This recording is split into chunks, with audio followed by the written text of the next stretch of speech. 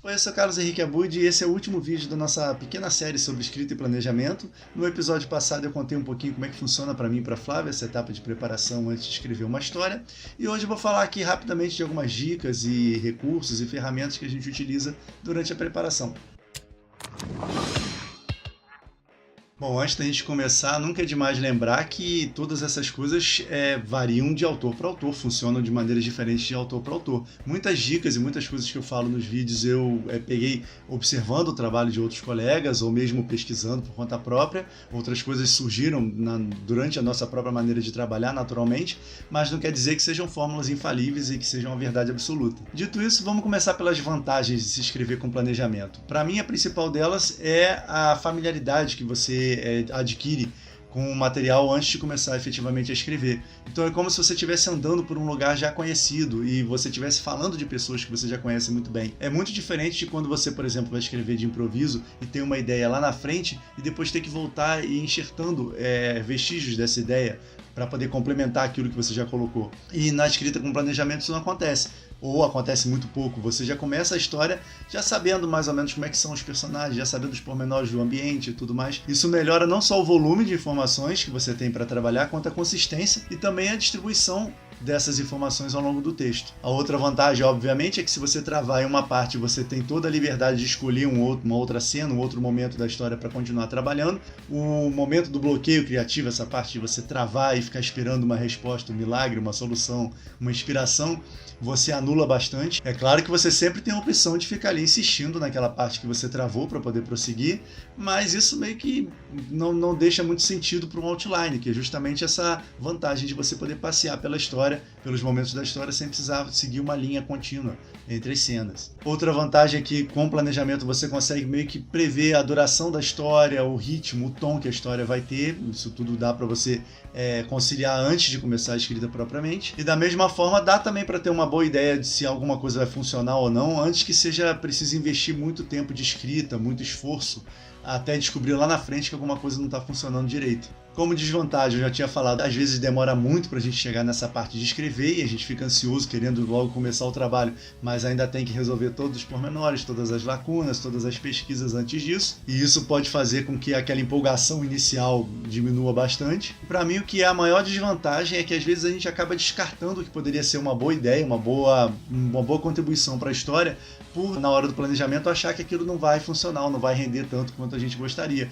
E quando a gente escreve de improviso, a gente acaba percebendo que muitas coisas que a gente não botava fé no início acabam se multiplicando e rendendo, né, e se transformando em alguma coisa muito maior, muito mais interessante. E a gente às vezes perde essa possibilidade, essa oportunidade quando está escrevendo com planejamento. Então ali às vezes a gente está fazendo o outline, descarta uma cena ou descarta uma sequência, pensando que aquilo não vai funcionar muito bem, e ali podia estar uma coisa genial que iria levantar a qualidade da história absurdamente, mas a gente nunca vai saber. Tem como reduzir um pouquinho essa questão, deixando como backup certas ideias, certas sequências que surgirem durante o planejamento e deixar isso fora do outline, mas deixar ali uma linha alternativa para a história. Eu e a Flávia fizemos mais ou menos isso quando a gente estava planejando o Alice Black, o nosso primeiro livro, porque tinha uma sequência em que a Alice voava num dragão por cima do mundo que a gente tinha criado, e essa sequência acabou que a gente percebeu que não se encaixava muito bem no momento da história que a gente estava pensando em colocar.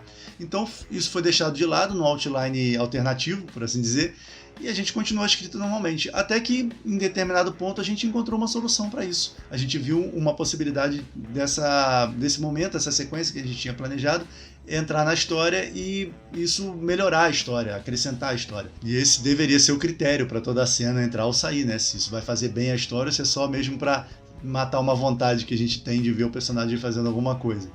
Mas enfim, acabou dando certo, e isso porque a gente não jogou essa ideia fora, e sim deixou de reserva para aproveitar caso houvesse uma possibilidade. Agora, quanto às dicas, é até meio irônico dizer depois dessa última desvantagem que eu mencionei, mas é não ter medo de selecionar, de escolher, de tomar decisões durante a realização do outline.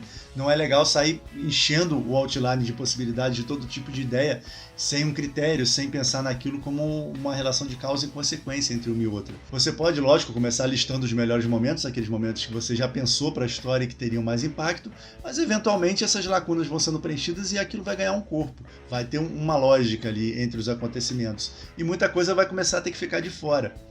Então, esse momento de seleção é muito importante. É pensar nessas cenas como os vagões de um trem. Então, você tem a locomotiva e depois você tem todos esses vagões seguindo dentro de uma certa lógica ali para que as coisas aconteçam. E a tentação vai ser grande nessa hora do brainstorm para montar o outline, de colocar ali um monte de ideias legais, um monte de coisas que vão parecer geniais em princípio, mas que na hora de escrever as cenas isso vai dificultar. A gente precisa mesmo determinar a direção da história, enxugar, cortar as arestas, deixar aquilo mais claro, mais direto possível, para poder não confundir mais do que ajudar na hora que você estiver escrevendo. A próxima dica diz respeito à maneira como se descreve as cenas dentro do outline. Quando eu comecei a fazer isso, eu tinha essa tendência a fazer uma mini cena dentro do outline, um resumo detalhado demais. Eu acabava partindo para a escrita propriamente, dava descrições do lugar, botava diálogos e tudo, e acabava que eu tinha um outline que era praticamente o primeiro tratamento do livro. E não é essa a intenção, o outline tem que facilitar a gente de enxergar o todo. Então é interessante você manter um título para essa cena, de até uma frase, e depois fazer um textinho explicativo, se você quiser, um pequeno resumo e manter a parte. Ou se for naquelas fichinhas, escrever o título na frente e no verso, colocar a descrição. Num programa ou aplicativo, a lógica é a mesma. Então, no Trello, no caso, a gente tem o cartãozinho, tem um lugar para pôr o título, ali entra uma frase, né, para identificar a cena, e dentro do cartãozinho tem um espaço ali para descrição, onde se coloca um detalhe a mais que for preciso, uma frase que a gente já tenha, uma fala para um personagem que a gente já tenha pensado, aí deixa ali só para poder não esquecer. Mas o interessante é manter o outline mesmo condensado, resumido, para poder a gente não perder de vista o todo. Essa parte da realização do outline também é sempre uma boa oportunidade de considerar cortar uma cena em duas ou trocar ela de lugar. Com o primeiro tratamento já escrito, esse tipo de modificação ela dá muito mais trabalho e é muito mais confusa. Então, se existe um momento onde é altamente recomendável considerar fazer algum tipo de cirurgia ali na linha da trama, é durante a realização do outline, onde você pode testar várias configurações diferentes ali, várias formas de desenrolar diferentes da história e perceber o que está funcionando ou não, antes do texto já estar todo desenvolvido, e aí fica mais difícil de perceber isso. Outra coisa que é muito importante para o autor aprender durante o trabalho, tendo como base um outline, é conviver com lacunas, conviver com aquilo que ainda não está acabado. Porque quando a gente trabalha de improviso, a tendência é a gente seguir sempre do ponto onde a gente parou e avançar um pouquinho mais na história. E quando a gente trabalha em cima do outline, isso é diferente. Você pode trabalhar uma cena no primeiro ato, e aí no dia seguinte você trabalha um pouquinho no final, e aí no outro dia você arruma toda uma sequência durante o segundo ato e por aí vai. Então passar pelo texto ali e encontrar vários pontos em branco, vários espaços onde não tem nada ainda, isso em alguns autores pode gerar uma certa aflição. Ele pode pensar que não está avançando com a história, ou que aquilo no final não vai dar certo, não vai compor um texto único. Mas geralmente é isso que acontece quando a gente está trabalhando já tendo os pontos principais da trama listados. Por incrível que pareça, eu aprendi a trabalhar assim como músico e não como autor, como escritor.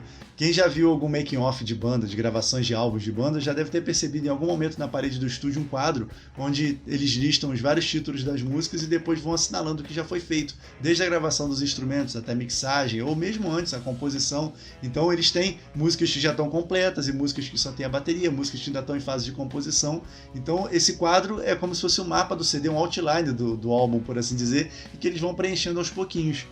Então eu aprendi esse conceito antes de começar a escrever com planejamento. E depois que eu fui perceber que esse mecanismo é muito parecido nas duas áreas, né? Um álbum geralmente não é gravado sequencialmente, da mesma maneira como o público vai ouvir, da mesma forma que uma história muitas vezes não é escrita de maneira linear, da forma como o leitor vai passar por ela. Bom, isso é basicamente o que a gente leva em conta na hora que está fazendo o outline da história.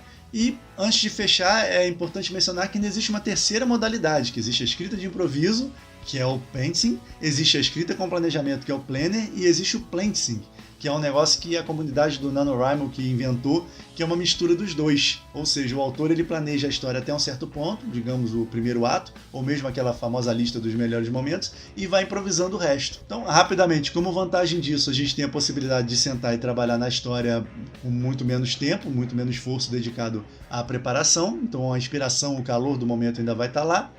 E como desvantagem é justamente a possibilidade da gente ter um problema na trama justamente naquele pedaço que não foi planejado. Então pode ser que o autor escreva bastante até chegar a um certo ponto e perceba que a história dele tem um problemão para resolver. E se você não faz ideia do que é o NaNoWriMo, eu vou deixar aqui embaixo um link explicando o essencial sobre ele. Bom, eu acho que isso cobre o básico sobre o assunto. Claro que ainda dá para fazer vídeos falando especificamente sobre brainstorm ou sobre técnicas para realizar o outline ou para a realização da premissa. Aos pouquinhos, mais para frente, a gente vai cobrindo cada um desses tópicos.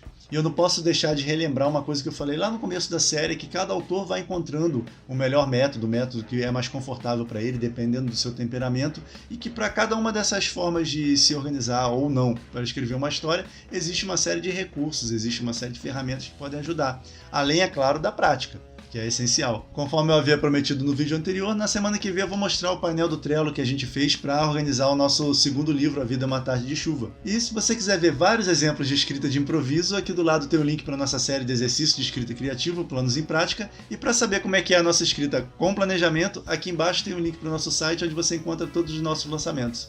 Era isso para o vídeo de hoje, abraços e até a próxima.